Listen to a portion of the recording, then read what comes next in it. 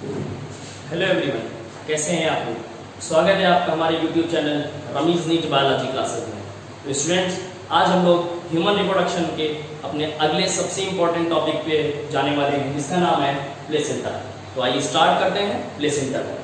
देखिए students, placenta को समझने से पहले हम लोगों को इसकी इम्पोर्टेंस समझनी होगी। प्लेसेंटा से लगातार क्वेश्चंस पूछे जाते रहे हैं, whether you are preparing for foundation or boards or one of the most prestigious competitive examinations in India, that is NEET। लगभग हर कॉम्पिटिटिव एग्जाम में या हर एग्जामिनेशन में प्लेसेंटा से क्वेश्चंस लगातार आते रहे हैं और आज हम लोग इसी टॉपिक पर डिस्कशन करने वाले हैं। तो आइए स्टार्ट करते हैं अपने टॉपिक को, दैट इज द प्लेसेंटा।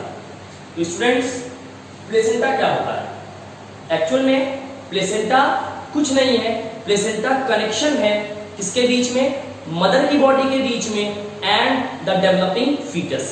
तो what is the placenta? Placenta is the physiological and mechanical connection between the maternal and foetal tissue. तो हम लोग इसको कैसे डिफाइन करते हैं? The physiological and mechanical connection between maternal and fetal tissue. This is known as placenta. Is known as placenta. तो placenta क्या है? Placenta is the physiological and mechanical connection between the maternal and fetal tissue. Placenta, human placenta की अगर बात करते हैं तो इसका फॉर्मेशन किस समय हो जाता है, ये बहुत इंपॉर्टेंस रखती है। देखिए, इसका फॉर्मेशन होता है in the 11th week of pregnancy. 11th week of pregnancy में ह्यूमन में प्लेसेंटा का फॉर्मेशन हो जाता है, जो एक कनेक्शन है मदर और फीटस के बीच का। उसके बाद ये रहता कब तक है? ये स्टूडेंट्स तब तक रहता है जब तक प्रेगनेंसी रहती है, यानी it remains till the pregnancy continues. जब तक प्रेगनेंसी चलेगी तब तक प्लेसेंटा का फॉर्मेशन बॉडी में रहेगा और प्रेगनेंसी के बाद प्लेसेंटा बॉडी के बाहर रिलीज कर दिया जाएगा। या फिर आपको अभी इतना समझना है कि जब तक प्रेगनेंसी चलने वाली है तब तक प्लेसेंटा का फॉर्मेशन रहेगा। Placenta will be there as a connection between mother and the foetal tissue. तो आइए देखते हैं। उसके बाद कुछ कंडीशंस पाई जाती हैं स्टूडेंट्स ह्यूमन के प्लेसेंटा में, जो बहुत बार पूछता है। Conditions found to be associated with human placenta। Human placenta में कुछ बेसिक कंडीशंस पाई जाती हैं, ये बात बहुत इंपॉर्टेंट है, ये आपको जरूर याद रखना होता है, ये कई बार पूछा गया है। तो आइए देखते हैं क्या क्या वो कंडीशंस हैं। पहली कंडीशन है, ह्यूमन में कौन से टाइप का प्लेसेंटा है? Chorionic placenta. कौन सा प्लेसेंटा है? कोरियोनिक प्लेसेंटा पाया जाता है। पहली कंडीशन है कोरियोनिक प्लेसेंटा की। कोरियोनिक प्लेसेंटा क्या होता है स्टूडेंट्स? कोरियोनिक प्लेसेंटा हम लोग इसलिए कहते हैं ह्यूमन में, क्योंकि ह्यूमंस की कंडीशन में कोरियन जो है ये प्लेसेंटा के फॉर्मेशन में इन्वॉल्व होता है। इस वजह से हम लोग कहते हैं chorionic placenta, because Korean is involve in the formation of placenta। Korean is involved in the formation of placenta। इस वजह से यहां पर कौन सी कंडीशन है? कोरियोनिक प्लेसेंटा की। दूसरी कंडीशन देखते हैं हम लोग। अगली कंडीशन आती है हेमोकोरियल। हेमोकोरियल प्लेसेंटा पाया जाता है। हेमोकोरियल प्लेसेंटा। अब हेमोकोरियल प्लेसेंटा क्या है? हेमोकोरियल प्लेसेंटा इसको इसलिए भी कहा जा सकता है क्योंकि यहां पर जो कोरियोनिक विलाइज होती हैं students, they are directly dipped into the blood of mother's body. ये मदर की बॉडी के जो ब्लड है उसमें डायरेक्टली डिप्ड रहती है, इस वजह से यहां पर हम लोग इसको कहते हैं हेमोकोरियल प्लेसेंटा। क्यों कहते हैं? Because the chorionic villi are based into the, या डिप्ड भी बोल सकते हैं, dipped into the maternal blood. Mother की बॉडी का जो ब्लड है उसमें डायरेक्टली ये विलाई धसी हुई है। हम लोग सारी कंडीशंस को भी देखेंगे डिटेल में। उसके बाद तीसरी कंडीशन हम लोग बोल सकते हैं यहां पर मेटाडिस्क्वाइडल कंडीशन। कैसा प्लेसेंटा है? मेटाडिस्क्वाइडल प्लेसेंटा यहां पर पाया जाता है। अब मेटाडिस्क्वाइडल प्लेसेंटा का मतलब क्या होता है? यानी कि कुछ ना कुछ है जो डिस्क की तरह होगा। देखिए नाम से क्लियर हो रहा है हम लोगों को, कुछ ना कुछ ऐसा है जो डिस्क की तरह है। तो एक्चुअली है क्या यहां पर स्टूडेंट्स? जो कोरियोनिक विलाई है पहले तो पूरे सरफेस, पूरे एंडोमेट्रियम यानी पूरी सरफेस पर फैली रहती है, लेकिन बाद में चल करके क्या होता है, ये कन्फाइंड हो जाती है और एक डिस्क लाइक स्ट्रक्चर बना देती है। That is why this is known as metadiscoidal placenta. तो क्या हो जाएगा, इसको हम लोग कैसे एक्सप्लेन कर सकते हैं? Villi are arranged in the form of disc and embedded into the depression in endometrium। Endometrium यानी यूट्रस की जो सबसे इनर वॉल है, इसमें ये विलाई धसी रहती है और इस कंडीशन को हम लोग कहते हैं मेटाडिस्क्वाइडल प्लेसेंटा। तो ये तीन बेसिक कंडीशंस हम लोग को स्टूडेंट जरूर याद रखनी है। कोरियोनिक प्लेसेंटा पाया जाता है, हेमोकोरियल है और मेटाडिस्क्वाइडल। डायरेक्टली ये पूछ लेता है कि ह्यूमंस में कौन सा प्लेसेंटा है, तो ये तीन कंडीशंस है, ये आपको जरूर याद रखनी है। It is very important. अब आगे बढ़ते हैं, बेसिकली अब स्ट्रक्चर की तरफ थोड़ा सा हम लोग मूव करेंगे स्टूडेंट्स। तो आइए देखते हैं स्ट्रक्चर के केस में क्या होता है। प्लेसेंटा के फॉर्मेशन में एक और कंडीशन अगर मैं आपको बता दूं, यहां पर एक और कंडीशन भी पाई जाती है, डेसिडुएट। यहां पर हम लोग इसको डेसिडुएट प्लेसेंटा भी कह सकते हैं। फोर्थ कंडीशन जो आप याद रख सकते हैं, आप लिख सकते हैं डेसिडुएट। डेसिडुएट प्लेसेंटा क्यों कहते हैं? क्योंकि स्टूडेंट्स यहां पर अब समझिएगा दो पार्ट्स होते हैं प्लेसेंटा के। कुछ पार्ट या प्लेसेंटा का वो भाग जो मदर की बॉडी बना रही है उसको हम लोग कोरियन कहते हैं, और जो पार्ट फीटस बना रहा है उसको हम लोग डेसिडुआ कहते हैं। क्लियर?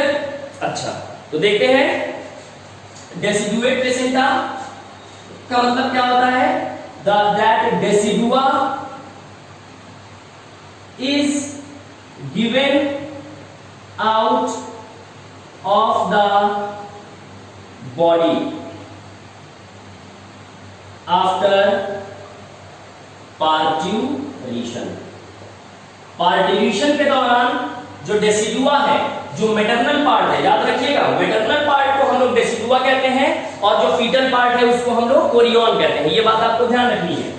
डेसिडुआ जो है it is given out of the body. Parturition के बाद जो डेसिडुआ है यानी जो maternal part of the placenta है, it is given out of the body.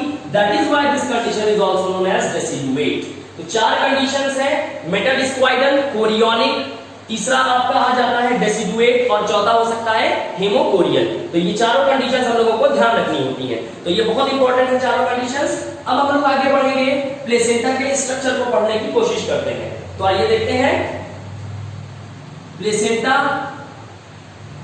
के फॉर्मेशन में both mother and fetal tissues are involved। यहां पर लोग मैटरनल भी बोल सकते हैं, maternal and foetal tissues are involve. Clear? अब समझने की कोशिश करते हैं बात को बहुत गौर से। अब देखिए इसको मैं हटा देता हूं। देखिए अब प्लेसेंटा का वो भाग जो फीटस बना रहा है, fetal part of placenta, fetal part of placenta is known as chorion। It is known as Korean, while the maternal part of the placenta, placenta का वो भाग जो मदर की बॉडी बना रही है स्टूडेंट्स, उसको हम लोग कहते हैं that is known as decidua. और ये जो डेसिडुआ है पार्टुलेशन के बाद बॉडी के बाहर कर दिया जाता है, इसीलिए इसको हम लोग डेसिडुएट कंडीशन या डेसिडुएट प्लेसेंटा भी ह्यूमन की कंडीशन में इसको हम लोग कह सकते हैं। उसके बाद जब आगे बढ़ते हैं तो अब देखिए जरा, अब हम लोग एक स्ट्रक्चर बेसिक सा देखने की कोशिश करते हैं। तो डेसिडुआ, एक्चुअल में डेसिडुआ तीन तरह का हो सकता है। एक होता है डेसिडुआ बेसिलिस, दूसरा है डेसिडुआ कैप्सुलैरिस और तीसरा है decidua parietalis. Decidua basalis, decidua capsularis and the decidua parietalis. Decidua capsularis में एक खास बात जो आपको ध्यान रखनी है कि this is a capsule like and surrounds the embryo, it surrounds the embryo, while decidua parietalis it do not surrounds the embryo, ये एम्ब्रियो को घेरता नहीं। ये आपको बात ध्यान रखनी है। क्लियर? अगर मैं इस तरह से बना देता हूं स्टूडेंट्स, ये मैंने इस तरह से ये मैंने एंडोमेट्रियम बना दिया, दिस इज द एंडोमेट्रियम, ये एंडोमेट्रियम का पार्ट है ये सब। और इसके आगे देखते हैं ये भी एंडोमेट्रियम है। क्लियर? और ये क्या बन गया यहां पर, दिस इज द एम्ब्रियो, ये मैंने मान लिया दिस इज द एम्ब्रियो। अब समझिएगा, एम्ब्रियो की कोरियोनिक विलाई जितने भाग में धसी हुई है, एम्ब्रियो की कोरियोनिक विलाई स्टूडेंट्स, ये जितने भी पार्ट में ये धसा हुआ है ये कोरियोनिक विलाई, इस रीजन को हम लोग कहते हैं डेसिडुआ बेसिलिस। ये एंडोमेट्रियम वाला रीजन है, this is the endometrium and this is known as decidua basalis. और ये किसमें है भाई, यूटेरस है ये, ठीक है। और ये अब देखिए यहां पर एक चीज और बताते हैं हम आपको, मैंने बात की डेसिडुआ कैप्सुलैरिस की, तो ये एक मेम्ब्रेन लाइक स्ट्रक्चर होता है जो एम्ब्रियो को घेरे रहता है स्टूडेंट्स, इसको हम लोग कहते हैं decidua capsularis, this is known as decidua capsularis. And the third is this is the decidua parietalis. और ये पीछे जाएगा, ये पूरा ये क्या है, ये यूटेरस है। क्लियर? और ये यूटेराइन ल्यूमेन है, uterine lumen. Clear? And this one is decidua parietalis, क्या है, डेसिडुआ पेराइटालिस। क्लियर? तो ल्यूमेन के और एम्ब्रियो के बीच की मेम्ब्रेन की अगर बात करते हैं तो ये डेसिडुआ कैप्सुलैरिस हो जाती है। क्लियर? और पेराइटालिस देखिए ये एम्ब्रियो को घेरे हुए नहीं है, दिस इज द पेराइटालिस। तो इस तरह से ये एक बेसिक स्ट्रक्चर, बेसिक आइडिया हम लोग ने डेसिडुआ का ले लिया है। उसके बाद अब आगे बढ़ते हैं। अब एक कनेक्शन और समझना होगा कि fetus is attached to the placenta by the help of a cord-like structure known as umbilical cord. Clear? तो ये पॉइंट आपको ध्यान रखना होगा कि fetus is attached to the placenta by the help of umbilical cord. इसकी मदद से स्टूडेंट्स अम्बिलिकल कॉर्ड की मदद से ये जुड़ा रहता है। ये लगभग 12 से 25 इंच या 24 इंच तक इसकी लंबाई हो सकती है। It could be from 12 to 24 inches in length. उसके बाद जब आगे बढ़ेंगे हम लोग स्टूडेंट्स, तो प्रेगनेंसी के समय इसको भी काट के अलग कर दिया जाता है, और जो हमारी स्टमक में, हमारी टमी में जो नेविल का निशान है, जो नाभि है, वो वहीं पर अम्बिलिकल कॉर्ड जुड़ा होता है, उसको वहीं से काट करके हम लोग अलग कर देते हैं। तो अब आगे बढ़ेंगे हम लोग बेसिकली फंक्शंस की ओर। तो फंक्शन प्लेसेंटा के बहुत ज्यादा इंपॉर्टेंट है स्टूडेंट्स, तो आइए हम लोग देखते हैं functions of the placenta.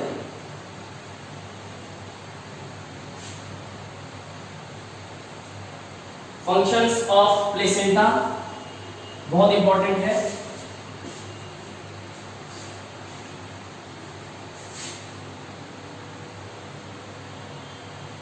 Functions of placenta.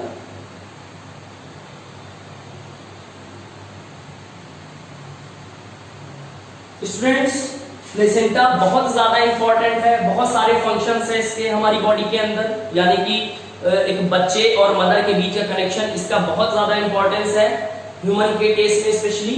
तो आइए देखते हैं इसके क्या क्या फंक्शंस हो सकते हैं। पहला न्यूट्रिशन, पहला पॉइंट क्या हो सकता है यहाँ पर, न्यूट्रिशन, यानी कि प्लेसेंटा के थ्रू ही बच्चे की बॉडी को न्यूट्रिशन जाता है। प्लेसेंटा से ही जो भी मटेरियल मदर की बॉडी में आता है फूड, वो डाइजेस्ट होता है और वो कहां पर चला जाता है, बच्चे की बॉडी में चला जाता है, किसके थ्रू, प्लेसेंटा के थ्रू जाता है।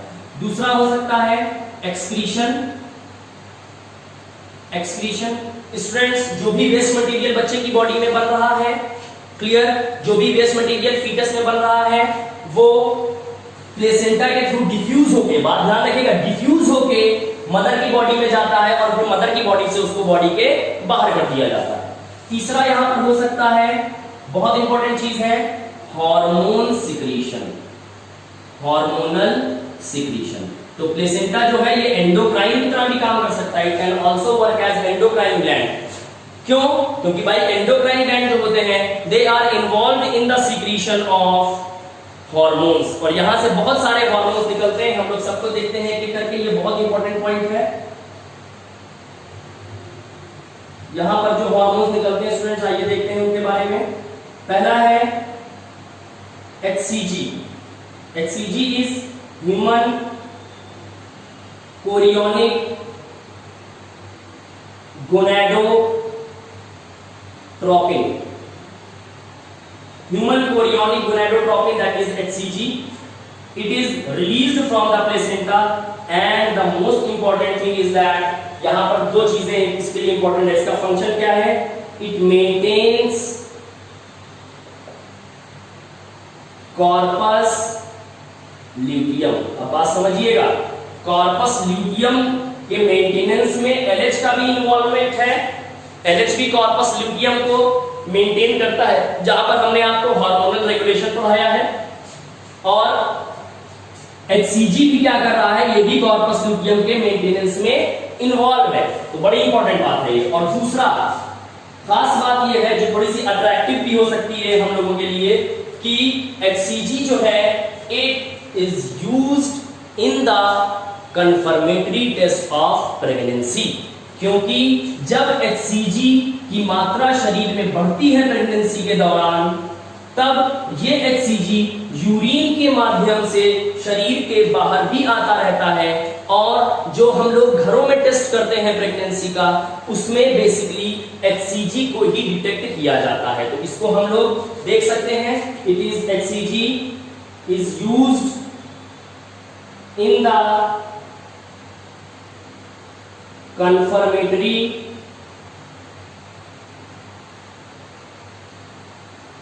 test of pregnancy, confirmatory test of pregnancy के तौर पे भी इसको हम लोग स्टूडेंट्स यूज कर सकते हैं। दूसरा हार्मोन जो हम लोगों को याद रखना होता है बेटा, वो ये है, वो है हमारा HPL, ह्यूमन प्लेसेंटल लैक्टोजेन। खास बात इसकी एक और है, ये HPL एक और नाम से भी जाना जाता है, जो इसका लेटेस्ट नेम है। ये HPL पुराना नेम है, लेटेस्ट नेम HPL का है। HPL का जो न्यू नेम है students, new name is HCS। इसका नया नाम क्या है, HCS। HCS क्या है, इट इज ह्यूमन कोरियोनिक, मैं फिर से लिख देता हूं, it is human chorionic somatomammotropin. Human chorionic somatomammotropin भी हम लोग HPL को कहते हैं। ये नया नेम है, याद रखिएगा। पुराना नेम HTL है, एनसीईआरटी में HTL भी मेंशन है। उसके बाद नया नेम इसका HCL है, HCS है, सॉरी HCS क्या है? Human chorionic somatomammotropin. नाम से क्लियर हो रहा है, मेमोट्रोपिन यानी ये कुछ ना कुछ मेमोरी ग्लैंड से साथ कर रहा होगा। तो हम लोग क्या, ये इसका फंक्शन क्या होता है हम लोग सीख सकते हैं। It is involve in the growth of mammary glands, during pregnancy. It is involved in the growth of mammary glands during pregnancy. तीसरा हार्मोन स्टूडेंट्स जो यहां से निकलता है, इंपॉर्टेंट हार्मोन्स में से एक वो हो सकता है रिलैक्सिन। रिलैक्सिन क्या करता है students? Relaxin is involve in the act of birth. ये बर्थ के समय हेल्प करता है। एक्ट ऑफ बर्थ को हम लोग पार्ट्यूरेशन भी कहते हैं। It is also known as parturition. करता क्या है? It is involve in the softening of, बात समझिएगा, softening of connective tissues of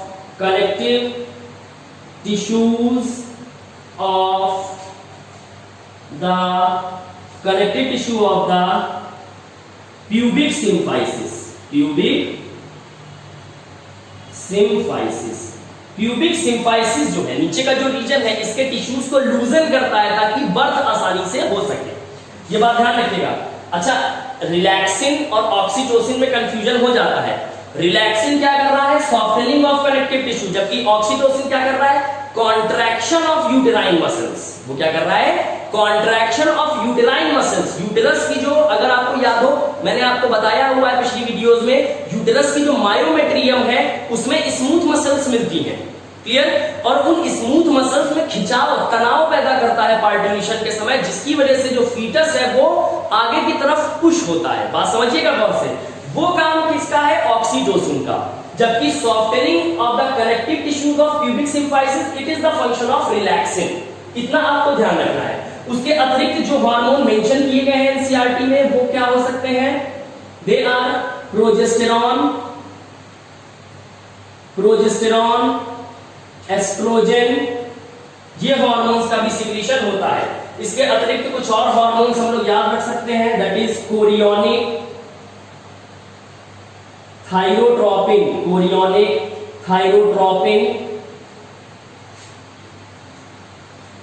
etcetera. ये कुछ हार्मोन्स हैं स्टूडेंट जिनको हम लोग याद रख सकते हैं। तो ये कुछ बेसिक फंक्शंस थे प्लेसेंटा के जो हम लोगों को याद रखने हैं। प्लेसेंटा स्टोरेज का भी काम करता है। मैं यहां पर लिख दे रहा हूं चौथा function, storage. Placenta is involve in the storage of fat and glycogen etcetera. Placenta जो है ये फैट या ग्लाइकोजन को भी स्टोर करता है। ग्लाइकोजन को याद रखिएगा, बायोमोलिक्यूल्स के रिस्पेक्ट में क्वेश्चन आ सकता है। Glycogen is known as animal starch. Glycogen को हम लोग और क्या कह सकते हैं? Animal starch. तो ये रिलेट करके क्वेश्चन बन सकता है। The homopolymer of glucose which is stored in the placenta and is known as animal starch is, the answer will be glycogen. अच्छा, उसके बाद it also provides immunity, ये immunity भी देता है। अब खास बात क्या है? इम्यूनिटी दो तरह की हो सकती है, या तो एक्टिव इम्यूनिटी होगी या तो पैसिव इम्यूनिटी होगी। एक्टिव इम्यूनिटी में शरीर खुद एंटीबॉडीज बनाता है, और पैसिव इम्यूनिटी में स्टूडेंट शरीर खुद एंटीबॉडी नहीं बनाता, इसको बनी बनाई एंटीबॉडीज मिलती हैं। तो अब समझिएगा, फीटस को कैसी एंटीबॉडीज मिलेंगी? बनी बनाई या फीटस खुद बनाएगा? फीटस जो है स्टूडेंट्स ये मदर की बॉडी से एंटीबॉडीज ले रहा है, यानी फीटस को एंटीबॉडी बनानी नहीं पड़ रही है, and it is getting the preformed antibodies, that is it is getting the readymade antibodies. तो फीटस को ये कैसी इम्यूनिटी प्रोवाइड करता है? Passive immunity. It provides passive immunity to the foetus, ये फीटस को पैसिव इम्यूनिटी देता है। ये एक बात हो गई स्टूडेंट्स। अब देखिएगा कौन सी एंटीबॉडी का ट्रांसपोर्ट हो सकता है, प्लेसेंटा को कौन सी एंटीबॉडी क्रॉस कर सकती है, आपको ध्यान रखना होगा इम्यूनोग्लोबुलिन जी। कौन सी immunoglobulin? By immunoglobulin G, that is IgG। आप ध्यान रख सकते हैं दो एंटीबॉडीज थोड़ा कंफ्यूज करती हैं, एक प्लेसेंटा को क्रॉस करने वाली एंटीबॉडीज और एक कोलोस्ट्रम में मिलने वाली एंटीबॉडीज। बहुत आसान तरीका है बताने जा रहा हूं, याद रखिएगा। प्लेसेंटा को क्रॉस करती है इम्यूनोग्लोबुलिन जी और मिल्क को इनिशियल डेज ऑफ लैक्टेशन में कहते हैं कोलोस्ट्रम, और कोलोस्ट्रम में कौन सी एंटीबॉडीज मिलती हैं? IgA। तो आपको याद रखना होगा, देखिए मैंने जब गौर से देखा यहां पर तो मुझे तीन शब्द मिले, MCA। MCA degree post graduation programme होता है जो बड़े बच्चे करते हैं, क्लियर। बेसिकली जो ग्रेजुएट हो चुके होते हैं वो करते हैं MCA, और बड़े बच्चे हॉस्टल में रहना पसंद नहीं करते ज्यादा, वो PG में रहते हैं। तो आपको मैट्रिक बता देता हूं, आपको हमेशा याद रहेगा। आपको याद रखना है MCA वाले बच्चे कहां रहते हैं? PG में। MCA इन PG। MCA करने वाले बच्चे कहां पर रहते हैं? PG, पेइंग गेस्ट के रूप में रहते हैं। तो M से मिल्क हो जाएगा, C से स्टूडेंट्स कोलोस्ट्रम हो जाएगा, और A से IgA हो जाएगा, और P से प्लेसेंटा, और G से IgG। तो मिल्क को इनिशियल डेज ऑफ लैक्टेशन में कोलोस्ट्रम, और यहां पर कौन सी एंटीबॉडी? IgA, जबकि प्लेसेंटा को कौन सी एंटीबॉडी क्रॉस कर सकती है? IgG। ये आपको ध्यान रखना है, क्लियर। अच्छा, तो ये बेसिक फंक्शंस हो गए। अब समझिए जो भी चीजें प्लेसेंटा को क्रॉस कर सकती हैं, ऐसा नहीं है कि सब चीजें प्लेसेंटा को क्रॉस कर लेंगी, या ऐसा भी नहीं कि कुछ भी प्लेसेंटा को क्रॉस नहीं करेगा। बहुत सारी चीजें ऐसी होती हैं जो प्लेसेंटा को क्रॉस कर सकती हैं। तो students, the substance which can cross the placenta are known as transplacental substances. इनको हम लोग क्या कहते हैं? ट्रांसप्लेसेंटल सब्सटेंसेस कहते हैं। तो आइए देखते हैं what are ट्रांसप्लेसेंटल substances.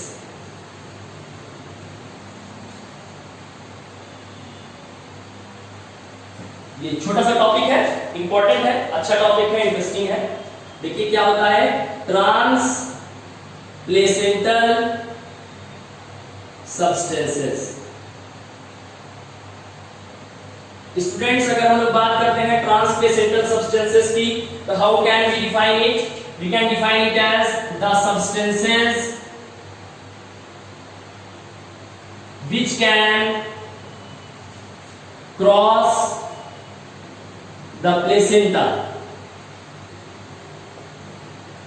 are known as transplacental substances। उनको क्या कहा जाता है? ट्रांसप्लेसेंटल सब्सटेंसेस कहा जाता है। अच्छा, बहुत सारी चीजें ट्रांसप्लेसेंटल हो सकती हैं, जैसे HIV वायरस भी ट्रांसप्लेसेंटल है। HIV क्या है? It is ट्रांसप्लेसेंटल। अब समझिएगा, बोलते नहीं है हम लोग कि मदर की बॉडी से बच्चे में HIV ट्रांसफर हो सकता है। तो मदर की बॉडी से बच्चे में HIV कैसे ट्रांसफर होगा? क्योंकि मदर की बॉडी में अगर ह्यूमन इम्यूनोडेफिशिएंसी वायरस है, that is the causative agent of AIDS, that is acquired immunodeficiency syndrome. अगर ये वायरस मदर की बॉडी में है तो ये प्लेसेंटा को क्रॉस करने की क्षमता रखता है, और इस तरह से जब HIV का वायरस मदर की बॉडी से बच्चे में आएगा तो बच्चा भी क्या हो जाएगा? HIV positive. तो ये बात आपको ध्यान रखनी होगी। उसके बाद कुछ सब्सटेंसेस जैसे टेराटोजेंस। टेराटोजेंस की बात करते हैं स्टूडेंट्स। टेराटोजेंस क्या है? कुछ सब्सटेंसेस जैसे थैलियोमाइड है।